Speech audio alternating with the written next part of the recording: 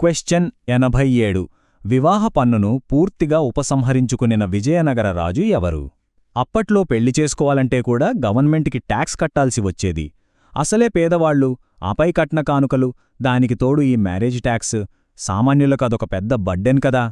మరి ఆ పన్నుని తీసేసిన గొప్ప రాజెవరో చూద్దామా? ఇక్కడ ఆప్షన్స్లో నలుగురు రాజులు ఉన్నారు. రెండవ దేవరాయలు, ఈయన సంగమ వంశంలో చాలా గొప్పరాజు. గజబేటగారా అనే బిరుదు కూడా ఉంది. ఇక అచ్యుతరాయలు, సదాశివరాయలు ఇద్దరూ తులువ వంశానికి చెందినవాళ్లు. కాని ప్రజల ఇబ్బందులు చూసి చలించిపోయి ఆ వివాహ పన్నును కంప్లీట్గా రద్దు చేసి ఒక గొప్ప సోషల్ రిఫార్మ్ తీసుకొచ్చింది మాత్రం శ్రీకృష్ణదేవరాయలే. ప్రజలు హ్యాపీగా ఉండాలన్నదే ఆయన main intention. So first option అయిన శ్రీకృష్ణదేవరాయలు పర్ఫెక్ట్ ఆన్సర్ అన్నమాట. క్వశ్చన్ 88 దక్షిణమున విజయనగర రాజులకు ప్రధాన విరోధులైన సుల్తానులు ఎవరు? అంటే సౌత్ ఇండియాలో విజయనగర రాజులతో కంటిన్యూయస్గా గొడవపడిన వాళ్ల రైవల్సు ఎవరు అని అడుగుతున్నారు.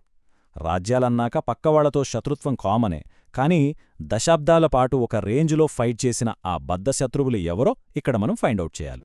ఆప్షన్స్లో హొయ్సల, వరంగల్, మదురై ఉన్నాయి. ఈ రాజ్యాలు విజయనగరం స్టార్ట్ అయిన కొత్తలో ఉన్న మెల్లగా అందులో కలిసిపోవడం లేదా కనుమరుగవడం జరిగింది. ఫర్ ఎగ్జాంపుల్, కుమార కంపన మదురై సుల్తానేట్ని జయించడం మనకు తెలిసిందే కదా. సో వాళ్ళు పర్మనెంట్ ఎనిమీస్ కాదు, కానీ విజయనగరానికి నార్త్ బార్డర్లో ఉంటూ దాదాపు 200 ఏళ్లపాటు వాళ్ళకి కంటిమీద కునుకు లేకుండా చేసిన బద్ధశత్రువులు బహమనీ సుల్తాన్లు. ముఖ్యంగా కృష్ణా, తుంగభద్ర నదుల మధ్యన రాయచూర్, దోయాబ్ అది చాలా సారవంతమైన ప్రాంతం. దానికోసమే వీళ్ల మధ్య ఎప్పుడూ యుద్ధాలు జరిగేవి. కాబట్టి ఆప్షన్ 1 బహమనీ ఖచ్చితమైన రైట్ ఆన్సర్. క్వశ్చన్ 89 ఏంటంటే విజయనగర సామ్రాజ్యం నందలి పరిపాలనాధికార శ్రేణి ఏది? అంటే వాళ్ళ ప్రాదేశిక అడ్మినిస్ట్రేటివ్ సిస్టమ్ పేరేంటి అని అడుగుతున్నారు. ఒక ఎంపైర్ని కరెక్ట్గా స్టడీ చేయాలంటే ముందు వాళ్ళ అడ్మినిస్ట్రేషన్ సిస్టమ్ తెలుసుకోవాలి. ఆప్షన్స్లో ఉన్న వర్డ్స్ చూద్దాం. ఒక్కో వర్డ్ వెనుక ఒక్కో కాన్సెప్ట్ ఉంది. ఆయాగారాలు అంటే విలేజ్ లెవెల్లో పరిపాలన చూసుకునే 12 మంది అధికారుల గ్రూప్, అంటే కరణం, తలారీ లాంటి వాళ్ళు. దండనాయకులు అంటే సింపుల్గా మిలిటరీ కమాండర్స్. ఫస్ట్ ఆప్షన్లో ఉన్న నాయక అనేది జస్ట్ లీడర్ లేదా ఆఫీసర్ అనే మీనింగ్ వస్తుంది అంతే. కాని ఒక ఎంపైర్ని రాష్ట్రాలుగా విడగొట్టి సైన్యాన్ని మెయింటైన్ చేస్తున్నందుకు ప్రతిఫలంగా వాళ్లకి భూములు లేదా అమరాలు ఇచ్చే ఆ పర్టిక్యులర్ సిస్టమ్ పేరు అమరనాయక విధానం. ఇది ఢిల్లీ సుల్తానుల టైంలో ఇక్తా సిస్టమ్ లాంటిదన్నమాట. వీళ్ళు రాజుకి సైన్యాన్ని సప్లై చెయ్యాలి, అలాగే ట్యాక్స్ కలెక్ట్ చేసి కొంత రాజుకివ్వాలి. So option 2 Amaranayaka is the correct answer. Question 90 ఈ క్రింది వాటిలో హిందూ భవన నిర్మాణముపై ఇస్లామిక్ ప్రభావమునకు ఏది ఉదాహరణ?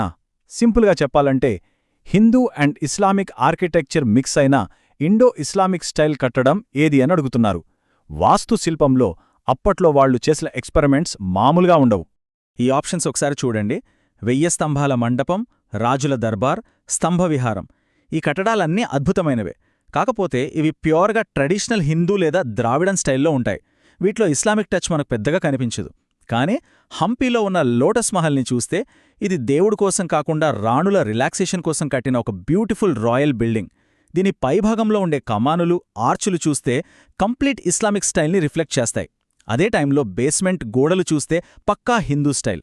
ఈ 2 డిఫరెంట్ స్టైల్స్ని ఎంత బ్యూటిఫుల్గా బ్లెండ్ చేశారు అసలు.